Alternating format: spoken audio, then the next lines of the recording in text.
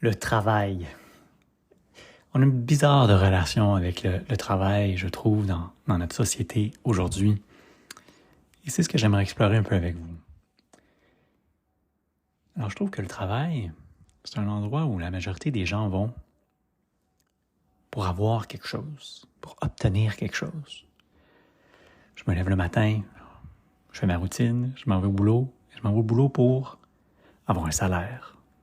Avoir un salaire qui va me permettre de gagner mon pain, payer mon loyer, aller manger au restaurant, faire des activités, avoir un salaire qui va me permettre de faire vivre ma famille, avoir un salaire qui va me permettre de faire ma vacance de rêve, peu importe. Et il n'y a rien de mal à ça. On sait très bien que tout ça, ça a un coût et l'argent, ça en prend. Donc c'est parfait. Mais on est encore dans l'optique de je vais au travail pour avoir un salaire, pour faire ça.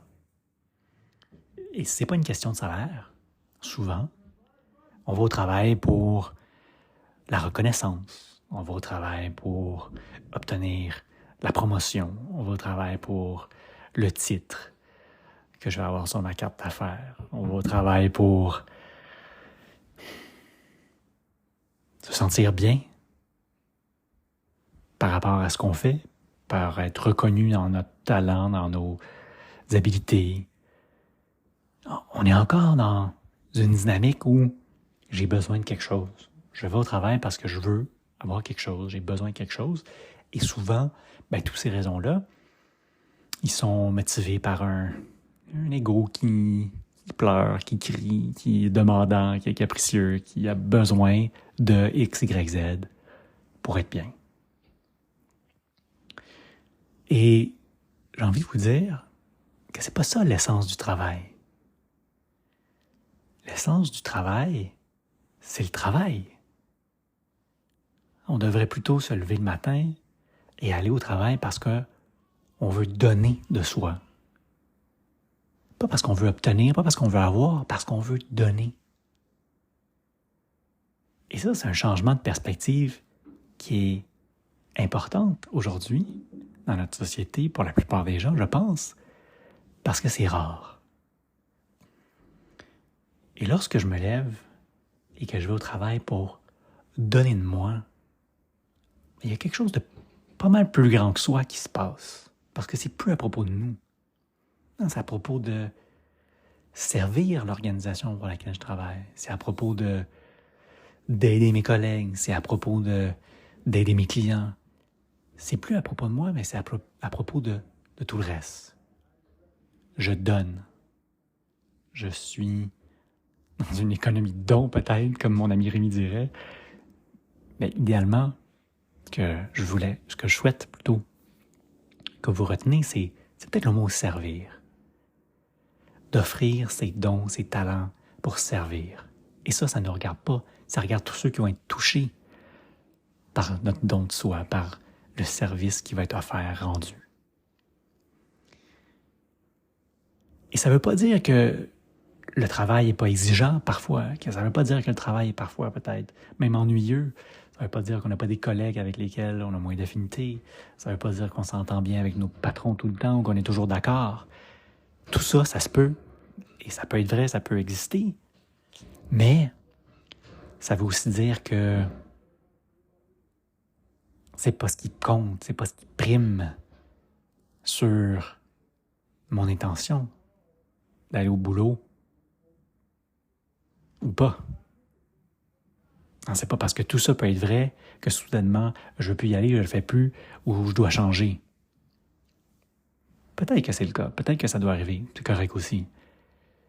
Mais l'espace par lequel vous approchez la situation est différente.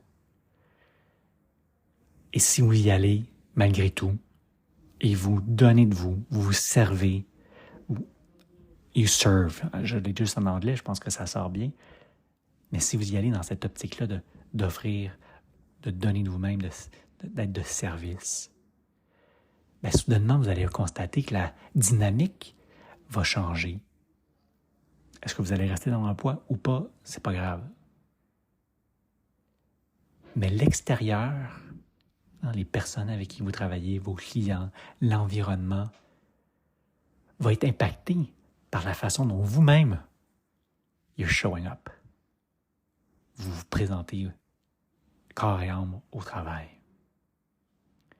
Et de là, curieusement, ou pas, au final, les choses dont on a parlé d'entrée de jeu, la promotion, le salaire, la vacance, la reconnaissance, etc., ils vont arriver d'une certaine manière ou d'une autre. Et comment ça ne peut pas être le cas? Si je vais au boulot et je donne le meilleur de moi, constamment, sans regard sur les petits accrochages, puis les bébites ou les affaires qui me gossent, comme on dirait en québécois, que je transcende ça et que je donne quand même de moi-même au meilleur de mes connaissances, l'environnement extérieur va reconnaître ça dans vos patrons, vos collègues, peut-être même un patron dans une autre boîte. Et soudainement, ce que vous souhaitiez peut-être avoir dans la première optique de comment j'approche mon boulot, vous allez l'obtenir. Alors j'espère que ça résonne chez vous parce que j'ai la conviction que c'est un changement de vision, d'approche importante que l'on doit tous faire par rapport à notre travail et qui a un impact si important sur notre propre croissance intérieure. Il y a quelque chose de très spirituel dans la façon d'approcher le travail de cette façon-là. Je pourrais vous amener dans le yoga du karma. On est à l'essence de ça. Toute l'histoire du Bhagavad Gita entre Arjuna et Krishna tourne autour de la réalisation pour le guerrier Arjuna de devoir faire ce qui lui est demandé, son travail, au meilleur de ses connaissances, et ce, même si c'est une guerre. Alors, c'est tellement un beau récit, je pense qu'il faut le garder pour un autre épisode, mais la vie se charge de nous amener ce qui doit être fait, notre dharma. Et si on l'honorait, et si on le respectait, et si on prenait la responsabilité de faire ce qui nous est demandé au meilleur de nos connaissances, il y a beaucoup de croissance là-dedans. Pour soi et pour tous les autres qui vont en être touchés, impactés. Voilà, c'est le message que je souhaitais vous lancer autour du travail. J'espère que ça résonne. Je vous invite à y réfléchir et à l'essayer surtout. Allez, ciao, à bientôt.